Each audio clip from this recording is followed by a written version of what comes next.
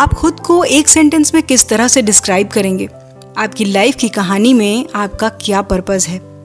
आपके साथ कभी हुई सबसे इम्पॉर्टेंट चीज़ क्या है जिससे कि आप किस तरह से खुद को चेंज कर पाए हैं? और किस तरह से आप अपने आप को अपने आसपास के लोगों से अलग पाते हैं? क्योंकि कभी कभी आप खुद को कोई ऐसा काम करते हुए पाते हैं जिसमें कि आपको खुद भी पता नहीं होता कि आपने ऐसा क्यों किया या आप ऐसा क्यों कर रहे हैं। क्यों कभी आपने अपनी मम्मी के ऊपर या अपने दोस्तों के ऊपर चिल्लाया? आपने कोई नई जॉब चूज करने की जगह अपनी पुरानी जॉब में कंटिन्यू रहना क्यों सही समझा? आपने क्यों अपने पेरेंट्स के साथ ऐसी किसी बात पर बहस की जिसके बारे में आप कभी बहुत ज़्यादा सीरियस थे ही नहीं? ऐसी बहुत सारी बातें हैं जो हमें समझ नहीं आती कि हमने उन पर उस तरह से रिएक्ट क्यों किया। तो ऐसा है कि आपका कॉन्शियस या सबकॉन्शियस माइंड आपके बहुत सारे बिहेवियर को कंट्रोल करता है और इसीलिए आपकी लाइफ में काफ़ी सारे डिसीजंस के पीछे एक बहुत बड़ी मिस्ट्री छुपी होती है। तभी तो ये कहा जाता है कि पहले खुद को जानो, खुद को समझो, तभी तो आप ये मिस्ट्री सॉल्व कर पाएंगे। हालांकि अगर आप ये जानते हैं कि इसे कैसे हैंडल करना है तो आप खुद के बारे में एक बेटर अंडरस्टैंडिंग डेवलप कर सकते हैं। आप जो कुछ कर रहे हैं या जो करने वाले हैं उसके लिए आपने कोई भी डिसीजन क्यों लिया, इसके बारे में आप जान सकते हैं। आपको किस चीज़ से ज़्यादा खुशी मिलती है और वो कौन सी बातें हैं जिन्होंने आपको चेंज होने पर मजबूर किया। तो गाइज, चलिए आज की इस वीडियो में बात करते हैं खुद के बारे में, खुद को थोड़ा और अच्छे से जानने और समझने के बारे में। और वीडियो में हम कुछ इजी और इम्पॉर्टेंट पॉइंट्स के बारे में डिस्कस करेंगे जिसके थ्रू ये जर्नी हमारे लिए थोड़ी आसान हो जाएगी। खुद को जानने समझने की जर्नी में जो सबसे पहला पॉइंट है वो है अपनी स्ट्रेंथ और वीकनेसेस के बारे में जानना, यानी एक तरह से अपने प्लस और नेगेटिव पॉइंट्स को जानना। अगर आप अपनी स्ट्रेंथ और वीकनेसेस के बारे में जान पाएं तो आप अपने बारे में और बेहतर समझ पाएंगे कि आप कौन हैं और आपके लिए लाइफ में सबसे ज़रूरी क्या है। जैसे क्या आप बहुत ज़्यादा सेल्फ सेंटर्ड हैं, तो ये आपकी वीकनेस हो सकती है क्योंकि ये आपको एक क्लोज माइंडसेट वाला पर्सन बना सकती है। अगर आपको गुस्सा बहुत जल्दी आता है, आप खुद पर कंट्रोल नहीं रख पाते, तो ये आपकी वीकनेस है। सो खुद को एनालाइज कीजिए कि कहीं आप दूसरों के लिए बहुत ज़्यादा जजमेंटल तो नहीं हो जाते, क्योंकि ये सब आपकी ग्रोथ को रोक देते हैं। अपनी वीकनेसेस को दूर कीजिए और अपनी स्ट्रेंथ को पहचानिए। अब आप खुद के बारे में सोचिए कि आपकी स्ट्रेंथ क्या हो सकती है। For example, determination, devotion, self discipline, thoughtfulness, patience, diplomacy. और हो सकता है आप बातचीत करने में भी माहिर हो, या फिर हो सकता है आपका सेंस ऑफ ह्यूमर बहुत अच्छा हो। आप क्रिएटिव भी हो सकते हैं। तो ये आपकी पर्सनालिटी को, आपके कैरेक्टर को स्ट्रांगली डिफाइन करता है। दूसरा पॉइंट है अपनी प्रायोरिटीज़ का पता लगाइए। आपको आपकी लाइफ में क्या सबसे ज़रूरी लगता है, ये आपको डिफाइन करने के लिए काफ़ी होता है, क्योंकि आपको वही सबसे इम्पॉर्टेंट और ज़रूरी लगता है जो आपको अट्रैक्ट या एडमायर करता है। वैसे आपके हर दिन के इंटरेक्शन से भी आपके बारे में बहुत कुछ पता चलता है।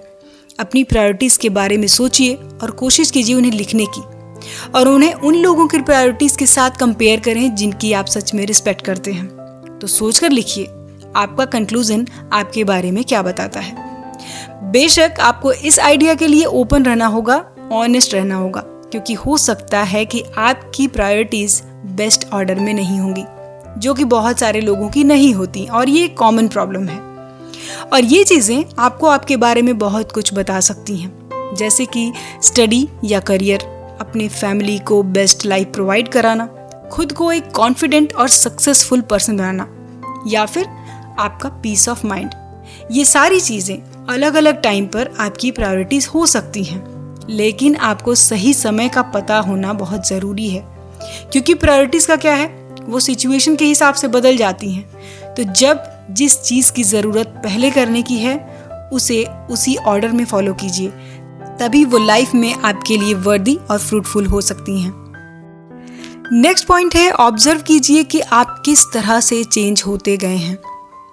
अपने पास्ट को याद कीजिए और सोच कर देखिए कि पास्ट में आपके साथ में जो कुछ भी हुआ उसने आपको अभी प्रेजेंट के रिएक्शन लेने और सोचने के तरीके को किस तरह से चेंज किया है या अपग्रेड किया है।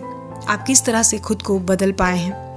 क्योंकि यही वो तरीका है जो आपको ये जानने में हेल्प करेगा कि आप कोई भी बिहेवियर या रिएक्शन क्यों देते हैं। इसकी वजह से आप अपने बारे में बहुत कुछ जान सकते हैं, क्योंकि हमारा आज का बिहेवियर हमारे पिछले एक्सपीरियंसेस से ही जुड़ा होता है। आगे बात करते हैं analysing your mind and actions. Life में जब सिचुएशन अगेंस्ट हो जाए या बहुत टफ हो जाए, जैसे कि आपकी जॉब चली जाए या आपकी किसी करीबी की डेथ हो जाए या फिर आपको कोई धमकी दे रहा हो, तब आपके कैरेक्टर का सबसे छुपा हुआ या दबा हुआ पार्ट बाहर निकल कर आता है, क्योंकि तब हम इस तरह की सिचुएशंस के लिए तैयार पहले से नहीं रह सकते। ये सब सडन होता है और तब जो रिएक्शंस होते हैं वो रियल होते हैं, और यही समय होता है खुद को अच्छे से समझने का। तो सोच कर देखिए कि बीते समय में जब टेंशन काफ़ी बढ़ गई थी तो उस समय में आपने किस तरह से रिएक्ट किया था। आपने जैसा भी रिएक्ट किया था, आखिर ऐसा क्यों किया था, और क्या आप वैसे ही रिएक्ट करना चाहते थे? इन बातों को रियलाइज ज़रूर करें। नेक्स्ट पॉइंट है आपका डिफेंसिव नेचर। अगर आप सच में खुद को बेहतर तरीके से रिफ्लेक्ट करना चाहते हैं और समझना चाहते हैं तो आपको अपने उन पार्ट्स के बारे में भी सोचने की ज़रूरत पड़ेगी जिन्हें आप असल में पसंद नहीं करते, और ऐसी बातों के लिए भी खुद को तैयार करना होगा जिन्हें आप करना नहीं चाहते। यहाँ पर डिफेंसिव होने का मतलब है कि अपनी गलतियों के बारे में जानने के बावजूद आप उसे ऐसे ही जाने देते हैं, और इसीलिए ये सिचुएशन कभी कभी आपको मुश्किल में डाल देती है या फिर आपके रिस्पेक्ट पर इसका असर पड़ता है। तो अगर आप असल में ये समझना चाहते हैं कि आप किस तरह से काम करते हैं तो आपको उस डिफेंसिवनेस को दूर करने की ज़रूरत होगी। फिर चाहे इस तरह के बिहेवियर को आप दूसरों के लिए भले ही चेंज ना करें, लेकिन एटलीस्ट इन्हें अपने लिए ज़रूर चेंज कर लेना चाहिए। जैसे अपनी वीकनेसेस को दूर करने के लिए खुद को दूसरों की हेल्प करने के लिए आपको तैयार रहना होगा, और पिछली गलतियों से लिए गए सीख को उसमें शामिल करना होगा।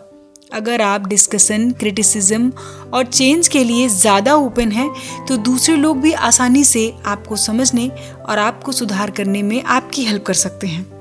अगला पॉइंट बहुत इंपॉर्टेंट है, वो है अपने साथ ईमानदार रहिए। एक अजीब बात यह है कि हम जितना ज़्यादा सोचते हैं ना, उससे भी ज़्यादा कई बार चीज़ों के लिए खुद से झूठ बोलते हैं। अब ये हम उतना माइंड उस समय इसलिए नहीं करते क्योंकि हमें तब ये लगता है कि हमने वो कुछ अच्छे लॉजिकल रीजंस की वजह से बोला था, लेकिन आपका मोटिव उसके पीछे के असली कारण को जानना होना चाहिए। क्या ऐसा करके आपको खुशी मिली? क्या आप खुद को किसी बड़ी मुश्किल से बचा पाए? और यही रीजंस हमें बदलने में और बेहतर इंसान बनाने में सबसे ज़्यादा हेल्प करती हैं। याद रखिए कि आपका खुद से झूठ बोलने का कोई पॉइंट नहीं बनता, क्योंकि प्रॉब्लम्स होते हुए भी खुद को इस बात के लिए कन्विंस करना कि सब अपने आप ठीक हो जाएगा, ये तो बिल्कुल वही कहावत की तरह है कि बिल्ली अपनी आंखें बंद करके सोचती है कि उसे कोई नहीं देख रहा है। तो भले ही ये आपको पसंद ना हो, अपनी परेशानियों को उनके ना होने जैसा महसूस करने के बजाय उन्हें दूर करने पर ध्यान दीजिए, तभी आप उससे उबर पाएंगे। नेक्स्ट पॉइंट है दूसरे आपके बारे में क्या कहते हैं, कभी कभी ये भी जानने की कोशिश कीजिए। कभी कभी खास तौर से जब हम कोई गलत काम करते हैं या गलत बिहेवियर करते हैं तो लोग इसके लिए हमें ब्लेम करने की कोशिश करते हैं, लेकिन हमारी आदत ही दूसरों से अपने बारे में कोई भी कंस्ट्रक्टिव क्रिटिसिज्म सुनने की नहीं होती। लेकिन कभी कभी ये हमारे लिए अच्छा भी नहीं होता, क्योंकि कई बार लोग आपके बारे में बस इसलिए काफ़ी सारी बातें कहते रहते हैं क्योंकि वो आपको हर्ट करना चाहते हैं, और उनके कमेंट्स फैक्ट के बेसिस पर नहीं होते। लेकिन जो लोग आपको सही रीजंस के लिए क्रिटिसाइज करते हैं वो आपके बिहेवियर के अकॉर्डिंग ही करते हैं। ये आपके आउटर पर्सनैलिटी का एनालिसिस होता है। तो अब आप सोच कर देखिए कि पास्ट में जब लोगों ने आपको कुछ कहा था और आपके बिहेवियर को चेंज करने की एडवाइस दी थी तो आपने क्या एक्शन लिया था। लेकिन साथ ही इस बात का भी ध्यान रखिए कि दूसरों ने जो कुछ भी आपके बारे में बोला, उनकी राय का असर आपकी लाइफ पर, आपके एक्शंस पर पड़ने के बीच में काफ़ी बड़ा डिफरेंस होता है। आपको कभी भी अपने बिहेवियर पर दूसरे लोगों का इम्पैक्ट नहीं पड़ने देना चाहिए। बस इस बात का ध्यान रखें कि इसका आपकी लाइफ पर कोई बहुत बड़ा नेगेटिव इम्पैक्ट ना पड़ रहा हो, और इसके बाद भी आपको ये सोचना चाहिए कि ज़रूरी नहीं है कि सारी परेशानियाँ आपकी बिहेवियर की वजह से ही हों। हो सकता है शायद इन्वायरमेंट में या आपके आसपास के लोगों में भी परेशानी हो सकती है। तो बदलाव केवल इसलिए करें क्योंकि आप ऐसा करना चाहते हैं, ना कि इसलिए क्योंकि किसी ने आपसे ऐसा करने को कहा है। सो गाइस, इससे पहले कि आप खुद को समझना शुरू करें, आप जो हैं वही रहें, क्योंकि आप किसी ऐसे इंसान को नहीं समझ सकते जो आप हैं ही नहीं। अगर आप हमेशा परेशान या उदास रहते हैं और आपको ये रीज़न पता नहीं है कि आप हमेशा डाउन क्यों फील करते हैं, तो इसका पता लगाने की कोशिश तो ज़रूर करें। और अगर आप पता लगा लेते हैं कि आप कौन हैं और आपको खुद के अंदर कुछ पसंद ना आए, तो ही आप उसे बदलने की कोशिश करें। दूसरों के कमेंट को कभी भी नज़रअंदाज ना करें, क्योंकि ये आपको आपके बारे में जानने में हेल्प करते हैं। साथ ही अपने पास्ट को लेकर बहुत ज़्यादा परेशान भी ना हो, क्योंकि जो जा चुका है उसका तो कुछ नहीं हो सकता। सो हमें अपने आज और अपने आने वाले कल पर ध्यान देना है। सो खुद से प्यार करें, खुद की इज्जत करना ज़रूर सीखें। सो गाइस, आज के वीडियो में इतना ही। वीडियो कैसा लगा मुझे कमेंट करें। वीडियो पसंद आए तो लाइक और शेयर करें, और इसी तरह की और भी वीडियोस को देखने के लिए चैनल को सब्सक्राइब ज़रूर कर लें। सो हम मिलेंगे अपने नेक्स्ट वीडियो में नेक्स्ट टॉपिक के साथ। अपना कीमती समय देने के लिए धन्यवाद।